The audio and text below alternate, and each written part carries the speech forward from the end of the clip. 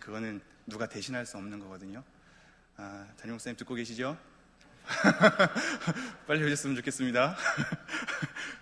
일정을 다 마쳐야 되겠지만요. 그리고 우리 금요 철야 때 말씀을 나눌 때 먼저 한 가지 염두를 해둬야 할 게, 이상하게 금요 철야는 다른 분위기가 있습니다. 수요 저녁 예배와는 뭔가 또 다른 분위기인데요. 우리 정서가, 밤의 정서가 뭔가 또 감수성이 풍부해져서 그런지 모르겠습니다. 뭔가를 이렇게 끌어올려야 할 것만 같은 부담감, 뭔가 이렇게 가슴이 팍 해야지만 뭔가 기도가 터져나올 것 같은 어떤 그런 인상. 그런데 저는 그냥 차근차근 말씀 살펴보도록 하겠습니다. 괜찮겠죠? 안 괜찮으시군요. 그래도 어쩔 수 없습니다. 이렇게 말씀 차근히 살펴보도록 하겠습니다. 제가 다시 한번 읽죠. 6장 12절로 14절까지 말씀입니다. 그러므로 너희는 죄가 너희 죽을 몸을 지배하지 못하게 하여 몸의 사욕에 순종하지 말고, 또한 너희 지체를 불의의 무기로 죄에게 내주지 말고, 오직 너희 자신을 죽은 자 가운데서 다시 살아난 자같이 하나님께 드리며 너희 지체를 의의 무기로 하나님께 드리라. 죄가 너희를 주장하지 못하리니 이는 너희가 법 아래에 있지 아니하고 은혜 아래에 있음이라. 아멘. 우리가 고난 주간을 지났고 예수님의 죽으심에 대해서 우리가 함께 묵상했습니다. 그리고 더불어 부활하심에 대해서도 함께 묵상을 하였습니다. 오늘은 특별히 구속의 효력이 무엇인지, 예수 그리스도의 죽으심과 부활하심이 우리 신자로 하여금 가져오게 되는 예수 그리스도의 구속의 효력이 무엇인지, 그리고 그 효력이 과거의 죽으심과 부활하심 자체로만 갇혀 있는 것이 아니라 예수 그리스도 자체가 지금도 우리와 함께, 그리고 앞으로도 어떠한 일로서 우리를 이끌어내시고 있는지에 대해서 살펴보려고 합니다. 특별히 오늘은 말씀을 여러 군데 좀 살펴볼 텐데요. 아마 자막이 준비가 잘 안 됐을 수도 있습니다. 왜냐하면 제가 조금 늦게 드렸기 때문에 우리 집사님께 좀 죄송한 마음이 있는데요. 만약에 자막이 다 준비가 안 됐으면 성경 로마서 내에서만 많이 살펴볼 거라서 잘 따라와 주시면 되겠고요. 자막이 준비가 돼 있으면 또 그거에 따라서 말씀 잘 한번 살펴보면 되겠습니다. 제가 12절 13절 다시 한번 읽고 하나의 문제 제기를 또 던지겠습니다. 12절 13절. 그러므로 너희는 죄가 너희를 죽을 몸을 지배하지 못하게 하여 몸의 사욕에 순종하지 말고, 또한 너희 지체를 불의의 무기로 죄에게 내주지 말고, 오직 너의 자신을 죽은 자 가운데서 다시 살아난 자같이 하나님께 드리며 너희 지체를 의의 무기로 하나님께 드리라. 여러분, 죄에게 순종하지 말고 여러분의 지체를 의의 무기로 하나님께 드리십시오. 아멘 해야 될 것만 같은 분위기죠. 여러분의 지체를 하나님께 드리십시오. 이것이 우리에게 크게 와닿지 않는 이유가 있습니다. 이미 여러분이 다 잘 아심에도 불구하고 그 상황 가운데 놓여 있는 우리의 삶 때문입니다.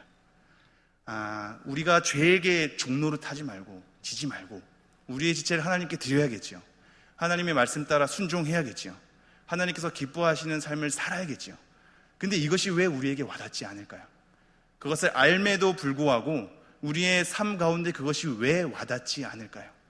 그렇게 살아야 하겠는 거 너무나 잘 알겠는데, 우리 마음속에도 동의가 되고 우리 지식 속에서도 동의가 되는데 왜 그것이 그 말씀이 우리 마음 가운데 후벼 파는 것 같지 않을까요? 그것은 우리의 삶과 현실 때문입니다. 우리의 삶을 한번 돌이켜보죠. 우리가 어떻습니까? 우리가 가지고 있는 무서움은 그렇습니다. 하나님 말씀을 잘 순종할 때가 있겠죠. 잘 순종하는 기쁨 가운데 하나님께서 요구하는 경건에 대한 가르침 속에서 우리가 하나씩 해내갈 때마다 가지고 오게 되는 기쁨들이 있을 겁니다. 그런데 하루 이틀, 한 달, 두 달 또는 1년, 2년 잘 지속돼서 순종했던 그 율법에 대한 우리의 순종이 때로는 잘 지켜지지 않을 때,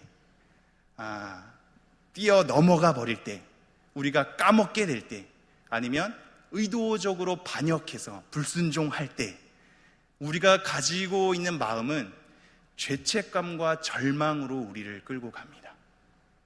그렇지 않습니까? 잘 하던 것을 엎어지게 되면 죄에 사로잡혀서 내가 이거밖에 안 되다니, 내가 그렇게 애썼는데 지금 여기서 이렇게 넘어지다니에 대한 발목을 잡아서 내 스스로가 아무것도 아닌 존재로 굉장히 비천하게 여겨지는 동시에 그 죄책감에 사로잡혀 절망과 좌절 속에 나를 몰고 간다 이것입니다. 반대로 내가 뭔가 하나님 앞에 잘 한 바가 있으면 그것으로 나의 의를 삼는단 말입니다. 나의 자랑이 되는 거죠.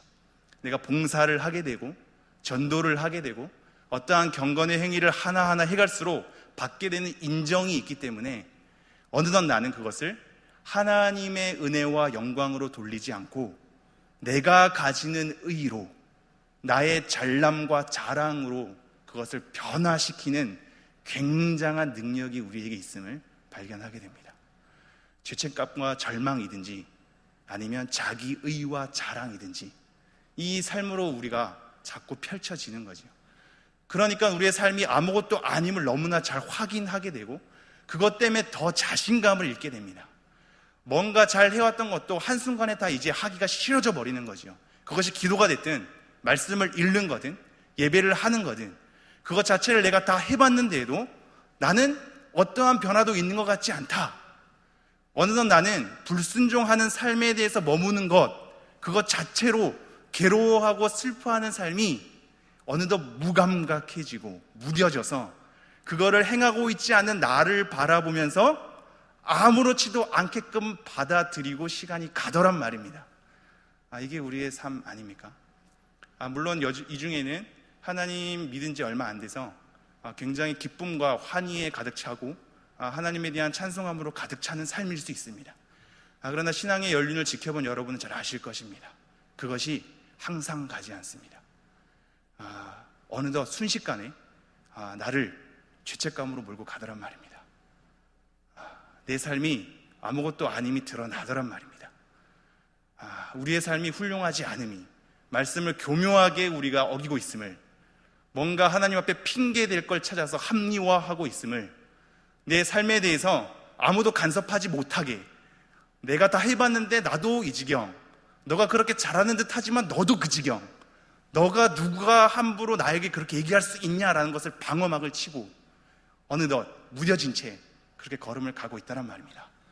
이러한 삶을 발견하게 되니까 하나님 말씀을 행하십시오, 하나님께 여러분의 지체를 드리십시오, 하나님의 말씀에 순종하십시오라는 이 말씀들이 전혀 와닿지 않게 됩니다. 내가 그렇게 행하고 있지 않아서,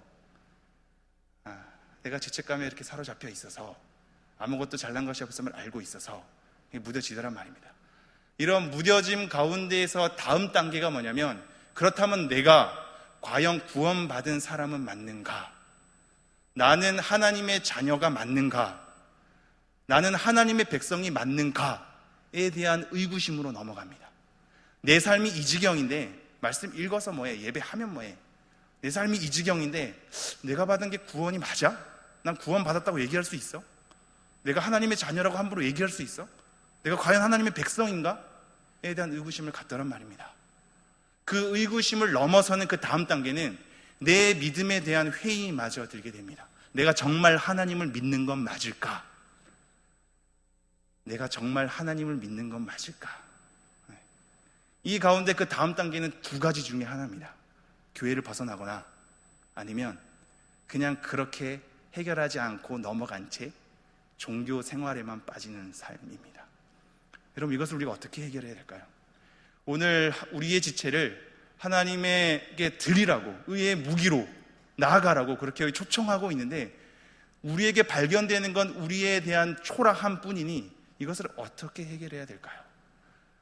제가 읽은 12절 13절은 단어의 의미, 그것으로 오늘은 가지 않을 겁니다. 지금 12절 13절 자체가 던져진 바, 우리에게 가지고 오는 무게감, 이것을 우리가 어떻게 해결해야 하며 이 가운데 구속의 효력을 우리가 어떻게 알아야 하는지에 대해서 살펴볼 겁니다. 14절에 이렇게 얘기합니다. 죄가 너희를 주장하지 못하리니 이는 너희가 법 아래에 있지 아니하고 은혜 아래에 있음이라. 죄가 너희를 주장하지 못하리니, 너네가 법 아래에 있지 않고 은혜 아래에 있다. 죄가 우리를 주장하지 못한답니다. 이게 너무나 우리에게 와닿지 않지 않습니까? 죄가 우리를 여전히 우리를 힘들게 하는 것 같은데 죄가 우리를 주장하지 않는다고 얘기합니다. 이 주장하다라는 단어가 되게 의미가 있습니다. 여러분이 퀴리오스라는 단어를 알 텐데요, 이게 주여라는 단어입니다. 주인됨을 말하는 겁니다. 이 주장하다라는 단어가 바로 그 단어로 쓰였습니다.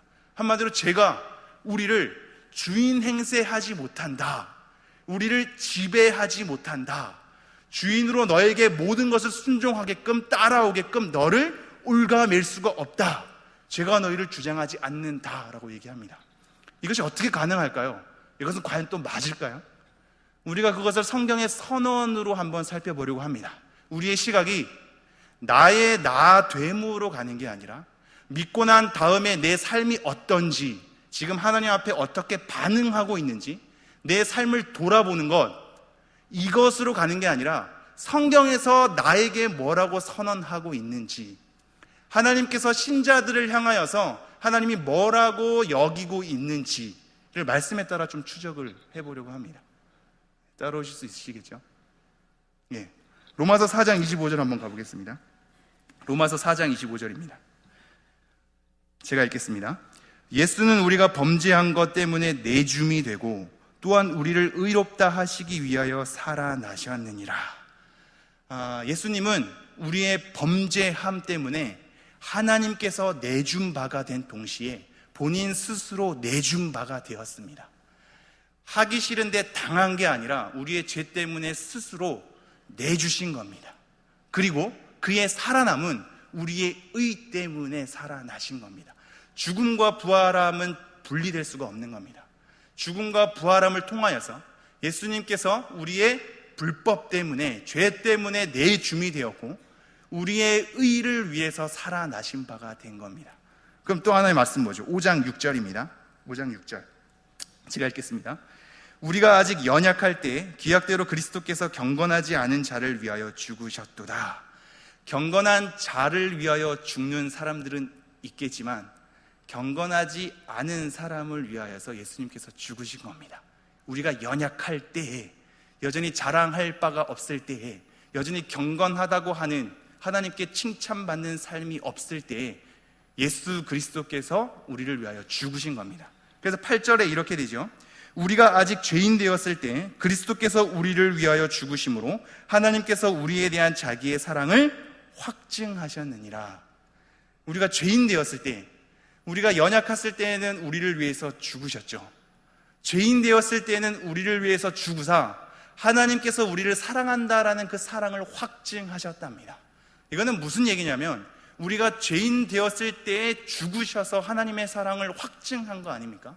한마디로 사랑받을 만한 자격과 요건이 없을 때에 예수 그리스도가 죽으셨고, 이미 사랑하고 있다라는 것을, 너가 죄인으로서 있지만 내가 너를 사랑하고 있다라는 것을 확증하기 위해 예수 그리스도가 죽으신 겁니다. 10절 이렇게 되어 있습니다. 9절입니다.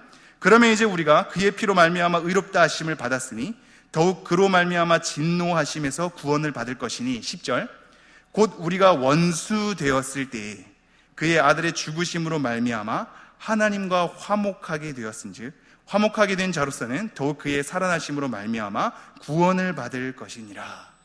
우리가 연약할 때, 우리가 죄인 되었을 때, 지금은 우리가 원수 되었을 때에 예수 그리스도께서 죽으사 하나님과 화목하게 하셨답니다. 죽으시고 하나님에 대한 적용하는데 성경에서 말하는 하나님에 대한 선언은 죽었답니다. 죽었답니다. 이것을 어떤 사람이 이렇게 얘기합니다. 영역으로 얘기합니다. 이미 죄에 대한 종노릇과 지배 가운데 사망이 필연적으로 하나님과의 관계가 끊어진 상태에서 하나님을 대적할 수밖에 없는 삶으로 평생을 그렇게 살아가는 죄된 한 영역이 있다고 칩시다. 이 영역 가운데 하나님께서 우리가 연약할 때, 우리가 죄인 되었을 때, 우리가 원수 되었을 때 하나님의 선택으로 하여금 이 사람들 중에 몇 명을 건져내서 다른 영역으로 옮긴 겁니다. 다른 영역으로 옮긴 이 사람들이 여전히 이 영역에서 행하는 일들을 하고 있더란 말입니다. 여전히 내가 여기서 행한 거나 이 영역에서 행한 거나 다를 바가 없는데, 똑같이 행하고 있는데 그 영역은 사실은 옮긴 바가 된 겁니다. 죄에 대하여서 죽은 것 같이 아는데 내 삶을 돌이켜보니 여전히 나는 하나님 믿기 전이랑 다를 바가, 아니 하나님 믿기 전보다 더 악한 것만 같은데 이미 나는 영역 가운데 옮겨진 겁니다. 내 삶이 변화가 있지 않을지라도 하나님의 선택하심과 구원하심을 통하여서 이 영역 가운데 옮겨지고 이 영역으로 옮긴 겁니다. 그것이 죽었다라는 말입니다. 하지만 이것은 한 가지 아쉬운 점이 있습니다. 왜냐하면 영역이 옮겼다라는 것을 통해서 우리가 죄에 대해서 죽었다라는 것을 이해는 가는데 현실적으로 와닿지 않는 건 우리의 영역은 그대로라 이겁니다. 믿기 전이나 믿은 후나 내가 살아가는 나의 삶의 영역은 그대로 아닙니까?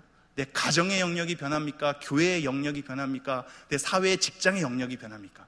영역이 아예 옮겨져 버렸으면, 정말 하나님 나라와 같은 이 지상에 아주 하나님의 공의와 사랑이 가득 찬 곳으로 옮겨버렸으면 내 죄된 습성이 여전함에도 불구하고 나는 이 영역 가운데 있구나를 확인할 텐데, 나의 영역은 믿기 전이랑 똑같은 영역이니 영역이 옮겼다는 것에 대해서 와닿지 않은 겁니다. 그죠? 이것에 대해서 그래서 전통적으로 자주 드는 비유가 있습니다. 바로 이것입니다. 어떤 왕이 백성들의 삶을 확인하러 걸어갔습니다. 걸어갔는데 거기서 굉장히 더럽고 굉장히 추접하고 굉장히 볼품없는 한 거지가 있었습니다. 그 거지를 보고 이 왕이 어떻게 하냐면 이 거지를 왕궁으로 데리고 가서 온 백성이 다 보는 앞에서 이 거지는 더 이상 거지가 아니라 이제부터 내 아들로 선언하노라, 이제부터 아들로 선언되었기에 왕자가 된 것이다 라고 선언을 해버렸습니다. 왕의 선언은 굉장히 큰 법적 효과가 있죠, 그죠? 그런데 더 문제는 한 가지가 생겼습니다. 그렇게 왕자로 선언이 된 그 아들 된 사람이 여전히 왕궁에서 행하는 바가 뭐냐면 음식을 주워 먹고 씻지 않고 구석에 처박혀 있다는 말입니다. 그런데 여러분 한 가지 생각해 보십시오. 그 사람이 거지의 습성을 버리지 않는다고 그 사람의 왕자됨, 아들됨이 없어지는 겁니까? 그렇지 않은 겁니다. 여전히 거지의 습성이 왕궁에서 펼쳐질지라도 하나님의 아들로 선언된 바, 왕자로서 인정된 바가 그대로 유지가 되는 겁니다. 우리 또한 마찬가지입니다. 우리가 아무런 삶의 변화가 없는 것 같지요? 아니, 정말 그럴지도 모르겠습니다. 우리는 여전히 신자 되기 이전의 죄된 습성을 그대로 가지고 있다란 말입니다. 죄에 대한 습성이 우리를 지배해서 아무런 변화가 없는 것처럼 우리를 올가매더란 말입니다. 내가 하나님의 사람이 맞는가?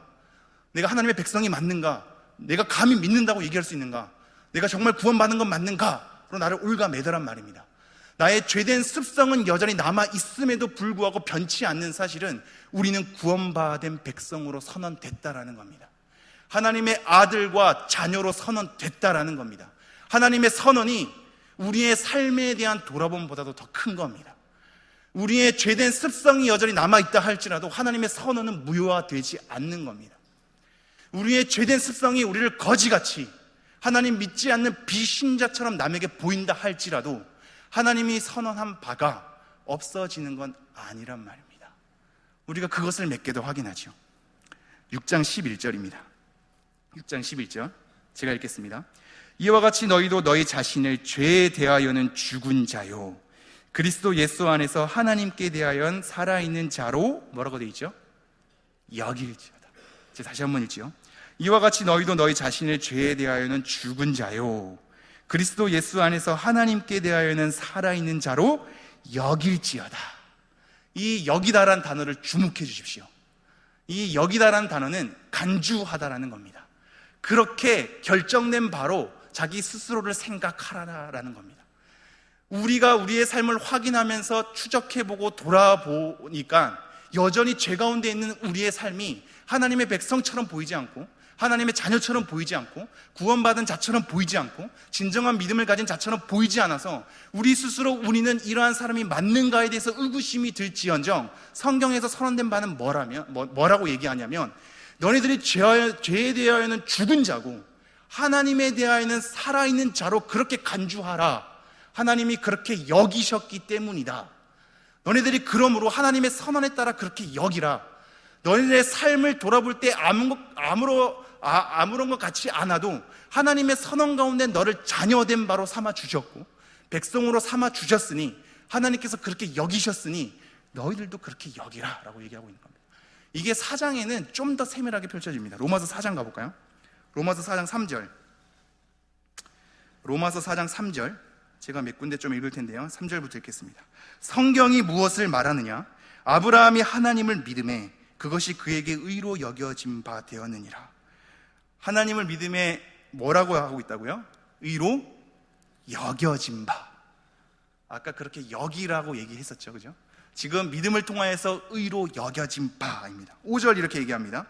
이를 아니할지라도 경건하지 아니한 자를 의롭다 하시는 이를 믿는 자에게는 그의 믿음을 의로 여기시나니.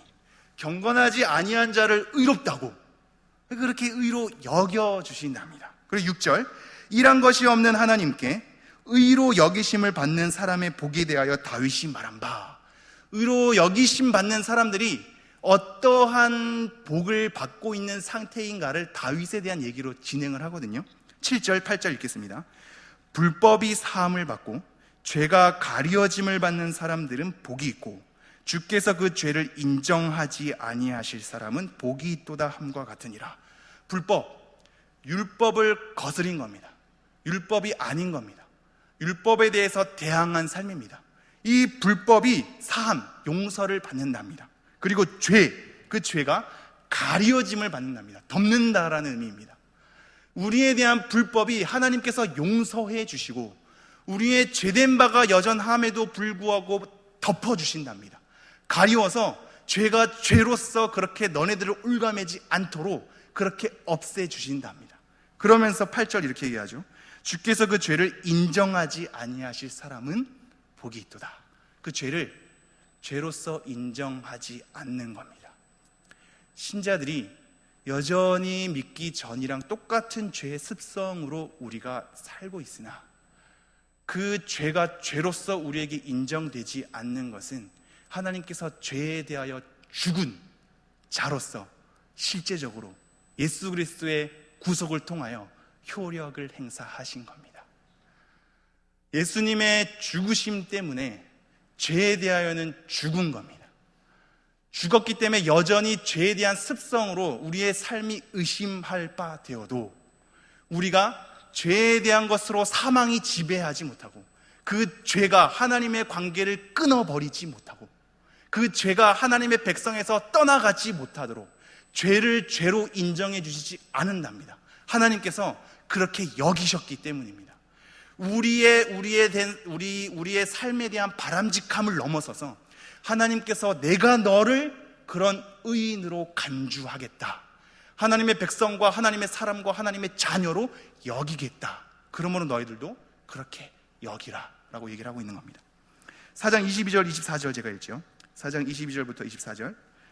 그러므로 그것이 그에게 의로 여겨졌느니라. 여기서 그에게는 아브라함입니다. 그러므로 그것이 그에게 아브라함에게 의로 여겨졌느니라. 23절. 그에게 의로 여겨졌다 기록된 것은 아브라함만 위한 것이 아니요. 24절. 의로 여기심을 받을 우리도 위함이니 곧 예수 우리 주를 죽은 자 가운데 살리신 이를 믿는 자니라. 의로 여겨주신 바 된 것은 아브라함만이 아니라 우리도다. 우리도 하나님께서 의로 여겨주시는 거다. 뭔가 믿는다고 변화된 삶으로 짠 나타나서 그 삶에 대한 자랑할 것으로 하나님께 나아갈 수도 있는 게 아니라 여전히 죄의 습성이 우리를 뒤쫓아오지만 그 죄가 우리를 사망으로 끌고 가지 않고 하나님께서 우리를 삼으신 그 관계를 끊어버릴 수 없는, 그래서 내가 온 세상에 공언한 바 너는 하나님을 믿는 자녀며 하나님의 백성이며 하나님의 사람으로 내가 그렇게 인정하고 간주하노라 라는 이 법적인 선언이 우리의 삶의 연약함과 죄인된 삶 때문에 취소되지 않더란 말입니다. 하나님의 간주함이 우리에 대한 간주함으로 지금 연이어져 있는 겁니다. 6장 14절 다시 한번 돌아오지요. 6장 14절 제가 읽겠습니다. 죄가 너희를 주장하지 못하리니, 그래서 우리를 주장 못하는 겁니다. 죄가 너희를 주장하지 못하리니 이는 너희가 법 아래에 있지 아니하고 은혜 아래에 있습니다. 이제 더 이상 우리가 법 아래에 있지 않다고 얘기합니다. 여전히 율법을 통해서 이것을 해라, 이것을 하지 말라 라는 삶 통해서 우리는 여전히 율법 아래에 있는 것 같은데 더 이상 율법 아래에 있지 않고 은혜 아래에 있다고 얘기합니다. 이것을 우리가 어떻게 이해할 수 있을까요? 5장 한번 볼까요? 5장 20절 보겠습니다. 5장 20절 제가 한번 읽겠습니다. 율법이 들어온 것은 범죄를 더하게 하려 함이라. 그러나 죄가 더한 곳에 은혜가 더욱 넘쳤나니. 율법이 들어온 것은 더 많은 범죄를 하게 하려 함이라 라고 얘기하고 있습니다. 이게 언뜻 이해가 가지 않는데요, 로마서 3장 20절에 보면 율법으로서는 죄를 깨달음이라 라고 되어 있습니다. 한마디로 우리의 죄된 상태가, 하나님을 떠나 있는 자가 나의 죄인됨을 깨닫는 것은 율법을 통해서 깨닫게 됩니다.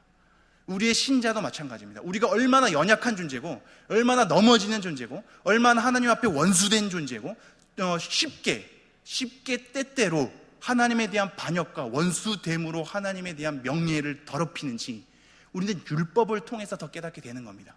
그래서 법이 우리에게 들어오니 우리를 더 초라하게 만들다란 말입니다.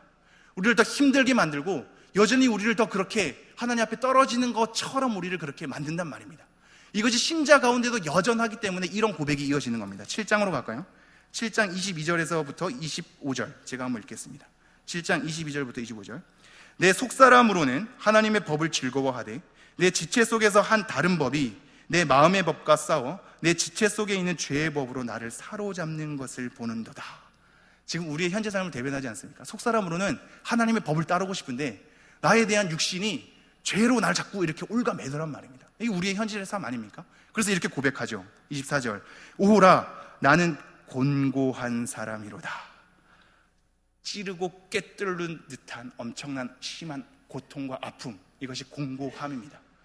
죄 앞에, 율법 앞에 우리가 서자니 여전히 형편없는 내 삶을 발견하게 되면서 어쩔 수 없는, 내가 뭔가 죄에 사로잡힌 바 돼서 하나님 앞에 감히 어떻게 나아갈 수 없는 상태, 이것 때문에 너무나 짜증나고 힘들다란 말입니다.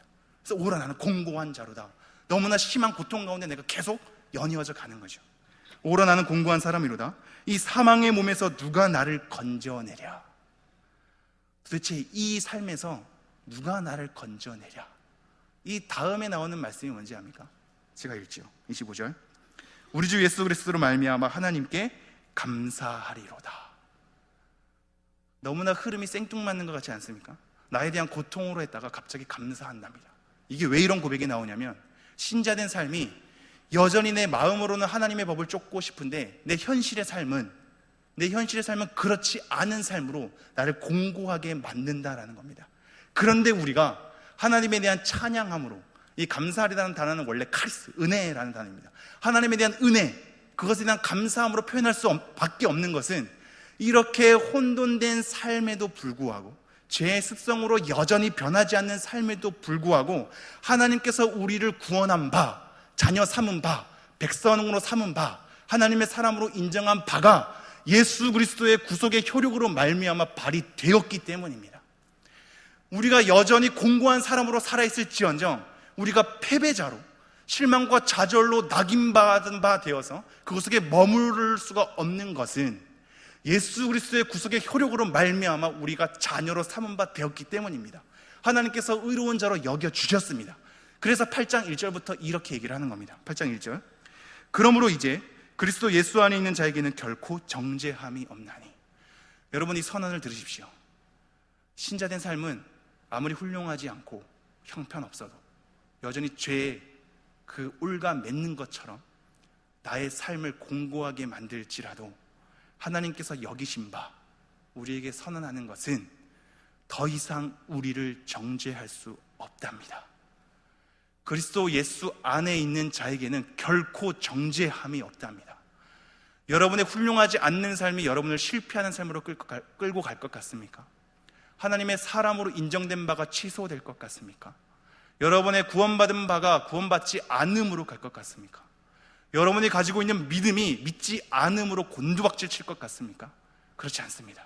여러분의 어떠한 삶도, 어떠한 의로운 사람들의 비판에도 불구하고 여러분은 그리스도 안에 있으면 결코 정죄함이 없는 겁니다. 왜냐하면 8장 2절에 또 연이어서 이렇게 선언되고 있기 때문입니다. 이는 그리스도 예수 안에 있는 생명의 성령의 법이 죄와 사망의 법에서 너를 해방하였음이니라. 그리스도 안에 있는 자에게는 의로 여기신 바가 되어서 생명의 성령의 법이 우리를 올가매는 죄와 사망의 법에서 우리를 해방하였답니다. 여러분, 이 선언을 여러분의 하나님의 인정된 바로 받아들이십시오.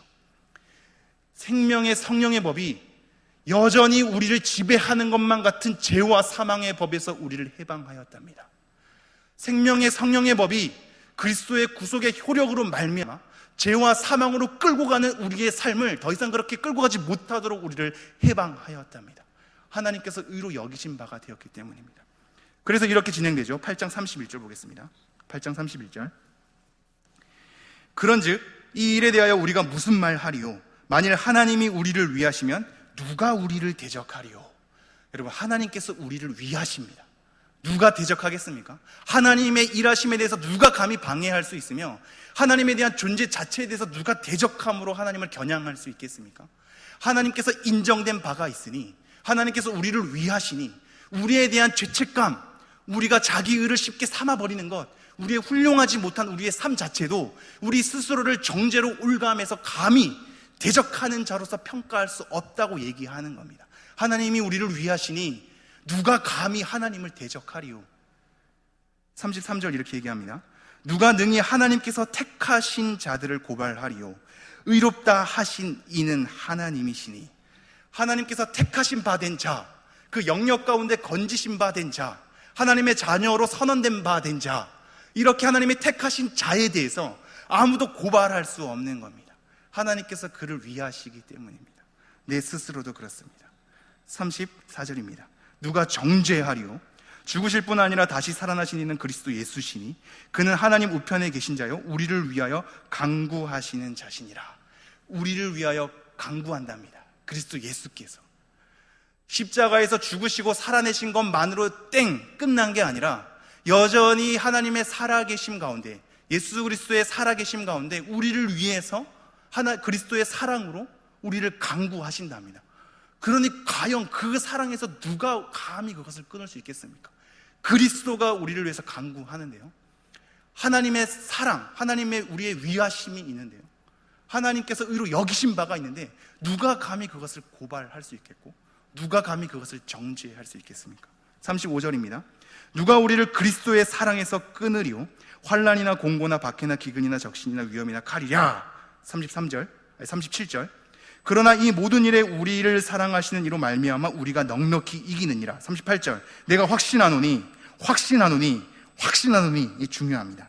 사망이나 생명이나 천사들이나 권세자들이나 현재일이나 장래일이나 능력이나 39절. 높음이나 깊음이나 다른 어떤 피조물이라도 우리를 우리 주 그리스도 예수 안에 있는, 누구 안에 있다고요?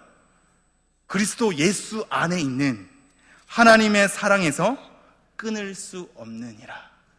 여러분이 선언을 들으십시오. 여러분의 연약함, 죄인받은 삶 때문에 우리가 지치고 경건하자고 하나님의 말씀을 따르자고 요구하는 것이 어느덧 와닿지 않게 되고 우리의 삶이 너무나 형편없어서 예전에 잘했던 바를 쉽게 내려놓아 버리고 우리가 쉽게 어떠한 것을 행했을 때 쉽게 자기 의로 삼아버리는, 자랑으로 삼아버리는, 남들에게 더 인정받고 싶어서 그것을 자기 기만으로 둔갑해버리는 우리의 여전한 죄됨, 죄의 습성이 우리를 올감해서 하나님의 자녀가 되지 않은 것처럼, 하나님의 사람이 아닌 것처럼, 내 믿음이 가짜인 것처럼, 구원받은 사람이 아닌 것처럼 우리를 너무나 힘들게 하고 공고한 자로서 우리를 매일마다 매 순간마다 올가매고 있으나 그 어떠한 자도, 권세자들도, 천사들도, 생명도, 어떤 높음이나 깊음도, 어떤 아무 피조물이라도 그리스도 예수 안에 있는 하나님의 사랑에서 우리를 끊을 수 없답니다.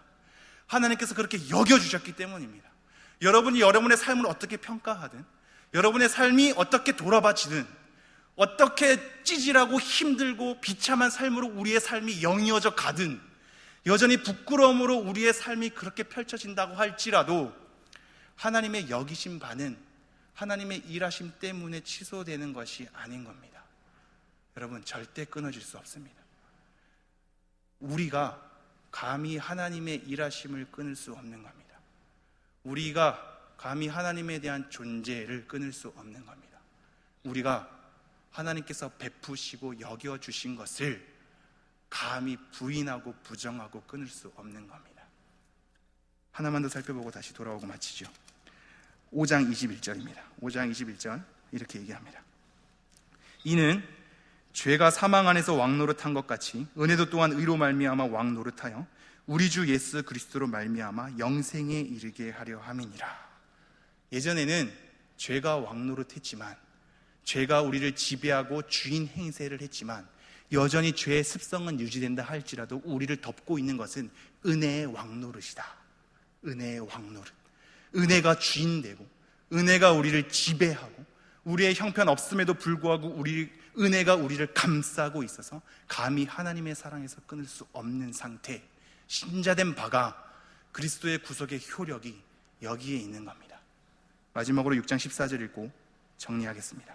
6장 14절, 죄가 너희를 주장하지 못하리니 이는 너희가 법 아래에 있지 아니하고 은혜 아래에 있음이라. 여러분, 하나님께서 우리에게 부어주신 바 믿음을 통하여서 그리스도의 영이 우리 안에 계시고 더 이상 우리 안에는 예수 그리스도가 사는 겁니다. 갈라디아서 2장 20절을 보십시오. 이제 내가 사는 것이 아니요 내 안에 예수 그리스도가 사는 것이다. 내 안에 예수 그리스도가 살고 내 안에 그리스도의 영이 부어지고 하나님이 우리를 위하시는 삶이기 때문에 우리의 삶이 형편없어도, 우리가 그렇지 않은 것 같아도 하나님의 여기심을 감히 깨트릴 수 없는 겁니다. 우리의 삶이 아무리 흐트러진다 할지라도, 내가 부정하고 싶은 형편없는 삶으로 펼쳐진다 할지라도, 내가 여전히 하나님 앞에 경건하지 못한 삶으로 계속 반복된 죄의 습성에 사로잡혀 여전히 힘겨운 공고한 삶으로 이어진다 할지라도 여러분, 하나님의 선언을 받아들이십시오. 신자는 하나님께서 의로 여기신 바가 된 겁니다. 더 이상 죄가 여러분을 주장하지 못할 것이며 하나님의 은혜 아래에 우리는 평생토록 살아갈 것입니다. 그리고 하나님께서 그것을 완성할 것입니다. 여러분, 힘내십시오. 여러분이 힘들어도 힘내십시오. 하나님께서 일하시고 계시기 때문입니다. 기도하겠습니다. 하나님, 우리가 다시 한번